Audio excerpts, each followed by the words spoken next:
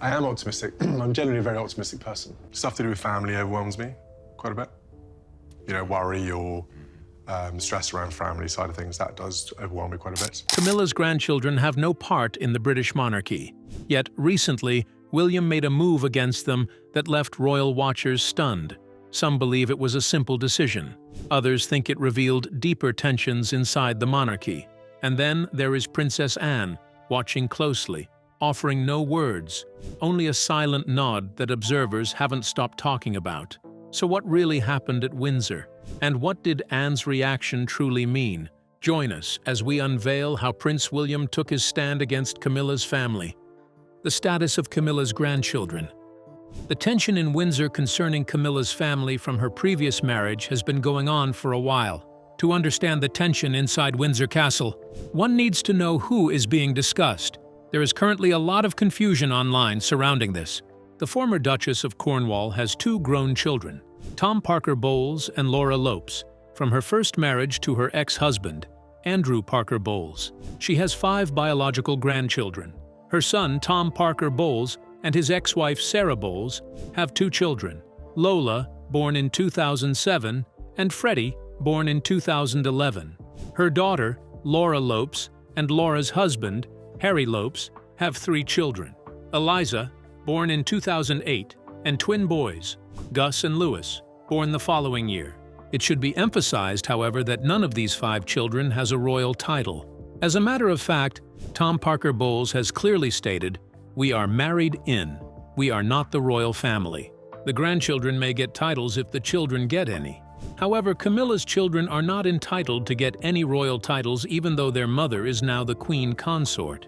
Joe Little, the managing editor of Majesty magazine, was interviewed by Page on the issue of inheritance and whether Camilla's children stood a chance of getting royal titles, being the stepchildren of the king. He was pretty straightforward with his answer, saying Tom and Laura will remain precisely as they are. Their names won't change merely because of their mother's new title. When he was asked if the stepchildren will automatically get security from Scotland Yard Royal Protection Officers who look after senior members of the family, Joe simply said that if they haven't needed security up until now, they won't get it when the reign changes unless it's needed. But as a matter of course, they will not get security. Thus, if Tom and Laura don't stand a chance of getting titles, then there's no point mentioning the ground report. Despite this, these children have grown up close to the monarchy. Freddie, Gus, and Lewis served as pages of honor at King Charles and Camilla's coronation in May 2023 alongside Prince George. Eliza, on the other hand, was a flower girl at William and Kate's 2011 wedding and was lifted onto the Buckingham Palace balcony by then Prince Charles during that famous moment. The media have taken pictures of them at Trooping the Colour, Royal Ascot, and Sandringham Christmas celebrations. They call Camilla Gaga and Charles Appa. It's safe to say the families have mixed well for years. However, these children exist in a complicated situation. They are close enough to the royal family to appear on its famous balcony, but they are far enough away to have no official standing. It is this complicated backdrop that has created the tense atmosphere in the palace. The only way Camilla's grandchildren would be given any official title or distinction is if they are nominated for one due to good works. And so far, there hasn't been any such nomination or recognition. The chances of getting titles are very slim. It's true that Prince William would go any length to protect the crown, as well as his children, and he wouldn't stand it when they're in discomfort. But why would he ever create limits around Camilla's family? Prince William's rule: children come first. Anyone who wants to understand Prince William should know this key fact. He is deeply committed to protecting his children, George, Charlotte, and Louis, from the emotional harm that royal life caused him. William grew up watching his parents' marriage fall apart in the public eye. He faced the death of his mother, Diana, when he was only 15, partly due to the stress and betrayals of royal life. He saw how the institution made his mother feel like an outsider and failed to support her. This experience didn't make William weak. It made him strong and protective. Royal experts note that William sets clear limits around his children's social interactions. He and Kate chose to raise George, Charlotte, and Louis at Adelaide Cottage in Windsor, and later in a private home away from central royal life. They enrolled their children in state schools and carefully controlled with whom they spent time, how often they appeared in public, and under what circumstances. An anonymous palace source told US Weekly in late 2025, "William is becoming more serious and we're all starting to see what kind of king he will be. The palace is working to present him authoritatively as they prepare for the future. So, when we hear stories, whether true or not, that William acted to protect his children from an uncomfortable situation with another child at a royal event, it aligns with what we know about him. He is the kind of father who would take action if his children felt upset, and would do so without hesitation." On one Christmas Day, Princess Charlotte joined her parents, Prince William and Princess Kate, and siblings Prince George and Prince Louis, to attend church in Sandringham. After the service, members of the royal family greeted royal fans who had gathered outside the church. As well as receiving gifts from well-wishers, the royals spoke with fans, some of whom had camped out overnight for a chance to meet them.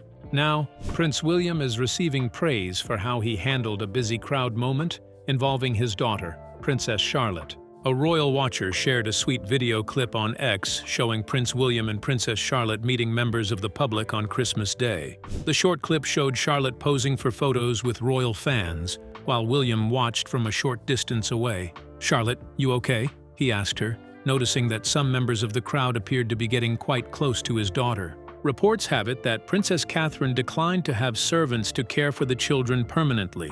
Instead, she made the home like a normal home, where the children were involved in daily activities such as laying the table, clearing their plates when they've finished eating, and tidying up with no preferential treatment for anyone.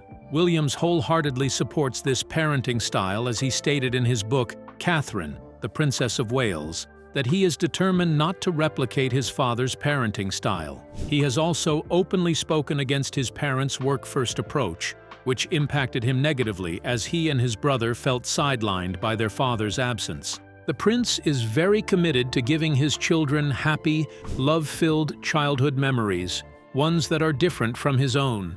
Although, over the years, the relationship between Prince William and his father has improved as they've grown closer, particularly after Harry's departure from the royal family, and the UK Princess Charlotte is growing up to be a fine young royal with grace and confidence, thanks to her parents, who have ensured she thrives in a balanced and loving environment. As for what this means for Camilla's family, it means that Camilla's grandchildren's access to Windsor, royal events, and the family depends on both Charles and William. Charles controls access now, while William will decide it in the future. These two may not always agree on the boundaries, but it's safe to say that William has it under control. Speaking of which, what's the relationship between the prince and Camilla like? The complicated relationship between William and Camilla. The royal family has had their fair share of scandals, controversies, and tense relationships in recent years. Camilla Parker Bowles, the wife of King Charles, happened to be at the center most of the time. She found her way into the royal family following a highly publicized and scrutinized affair with the prince while he was still married to Princess Diana in the 80s and 90s. The scandal, which is over 30 years in the past, has affected many, including Diana's sons, Prince William and Prince Harry. It goes without saying that the disintegration of Charles and Diana's marriage wreaked havoc on Buckingham Palace and forced a family that was already public into a harsh, relentless spotlight. Between the divorce, Parker Bowles replacing Diana, and constant rumors perpetuated by the media, both William and Harry have had their own bumpy journey regarding their relationship with their stepmother. Just 2 months before the passing of Princess Diana, both Prince William and Prince Harry met their father's longtime mistress. As the boys were getting older and the divorce with Diana had already occurred, King Charles thought it would be appropriate to introduce his future spouse to her soon-to-be stepchildren.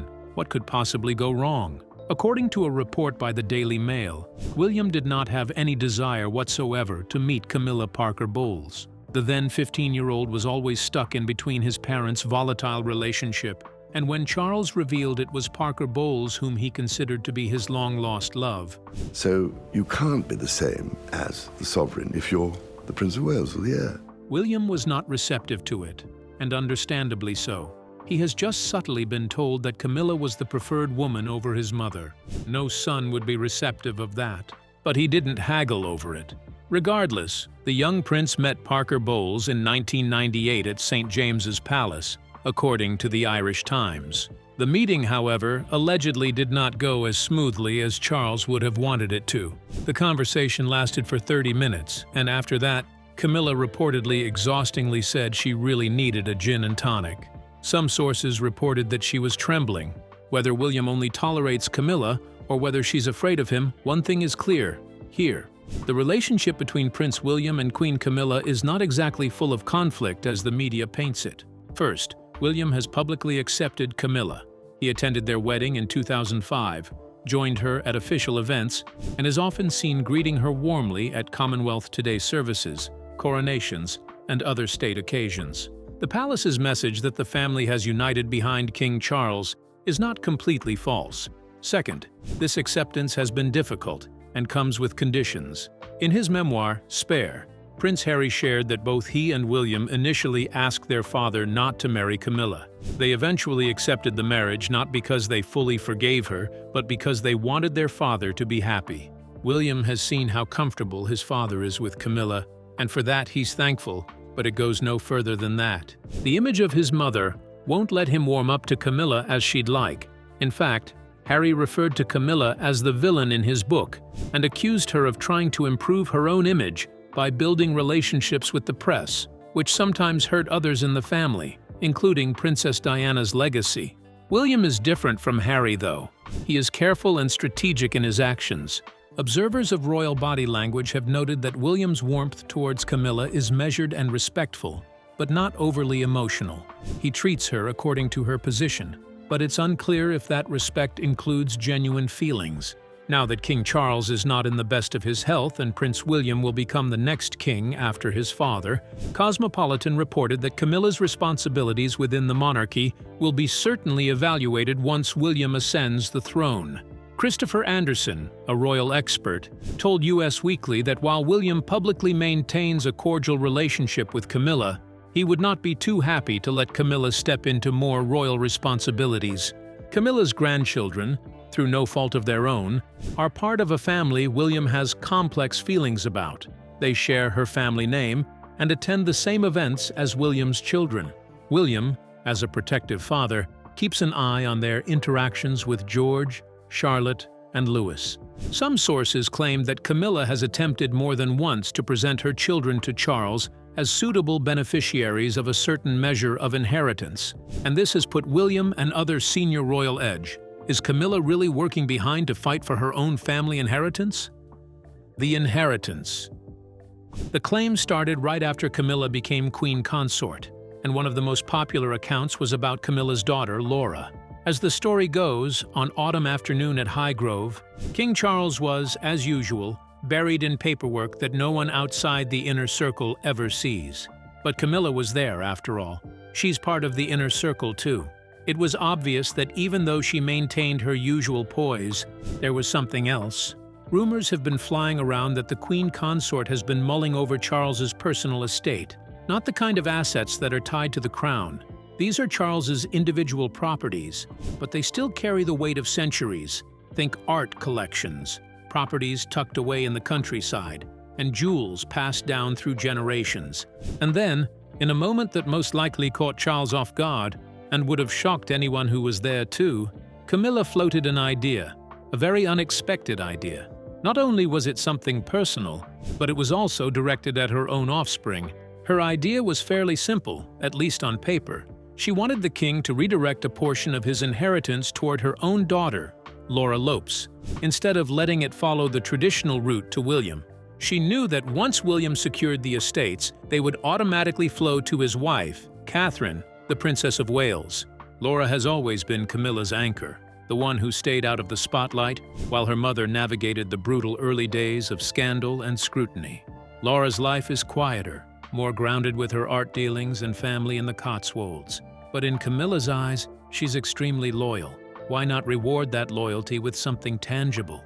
Sounds reasonable, right? But a bequest that skips the rigid lines of succession just to honor the blended family that Charles and Camilla have built over decades is not something so simple. A thought like that seems like what makes sense in a modern monarchy.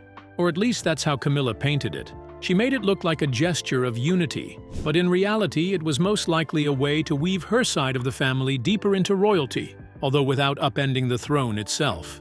The monarchy, however, has other senior royals besides the king himself, so an idea like that was unlikely to remain with the king alone.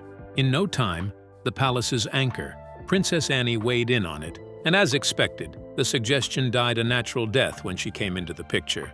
It would appear that Princess Anne shared William's sentiments when it came to Camilla. Being the two women who are at the core of the royal family, Camilla and Anne have had their fair share of ups and downs. What is the truth about Princess Anne's relationship with Camilla, the most complicated relationship in the palace? When Queen Camilla and King Charles III married in 2005, Princess Anne was said to have given Camilla the cold shoulder. It should be noted that a number of the royals weren't thrilled about the nuptials, and Queen Elizabeth didn't even attend the ceremony. Judy James, a body language expert, reported that after their wedding, members of the royal family looked less than enthused about the new couple. At the poses after their wedding, the Queen and Prince Philip stood back and away from the couple on the steps, which prevented any happy family photographs being taken, and it looked as though Anne was equally unwilling to look anything more than frosty. That wasn't exactly a warm welcome, but then Anne isn't known for giving warm welcomes to anyone. Not even Diana was able to get one from her. Anne reportedly had, and still has, a much more traditional approach to monarchy and royal duty, which could explain her frosty and less than welcoming behavior toward Camilla. In truth, Queen Camilla and Princess Anne haven't had the easiest relationship, and the reason for that is not far-fetched. It's all thanks to their involvement with the same man. Does the name Andrew Parker Bowles ring a bell? That's Camilla's ex-husband. It turns out that Andrew isn't an ex to Camilla alone. Sally Smith, King Charles III's biographer, said in an interview that Anne and Andrew Parker Bowles were romantically involved in the 70s. The two were reportedly quite taken with each other, but the royal family immediately stood against it when the idea of marriage came into play. Why? Because Andrew was Catholic, and as a member of the Church of England, Anne wasn't allowed to marry him.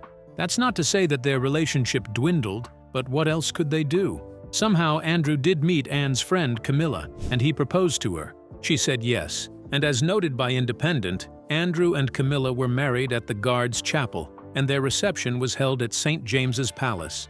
A number of royals were in attendance, including the Queen Mother, Princess Margaret, and of course Princess Anne. Was there a twinge of jealousy? Maybe, but one will ever really know. However, given the speedy timeline of Andrew and Camilla's relationship and the hastiness of it following the romance between Andrew and Anne, it's hard not to jump to conclusions. According to royal author Penny Junor, the Queen Consort was well aware of Anne's cold demeanor and was rather intimidated by the princess for years following her marriage to her brother. The news reported that Anne's chilly conduct was extremely nerve-wracking for Camilla, in part because issues from the past had not yet been resolved. Nothing complicates matters more than romance. And from what Penny assessed, Anne took some time to warm up to the idea of having the woman who married her love around. It was like a twisted game that she could not avoid. The same woman who married her boyfriend had now come for her brother. Penny explained that Anne has been known for her abrasive demeanor, and given the personal history between the women, Camilla appeared to be intimidated by her for quite some time. For all the history, all the drama, all the awkward moments, and all the tense body language, Queen Camilla and Princess Anne have fortunately been able to share some light-hearted moments.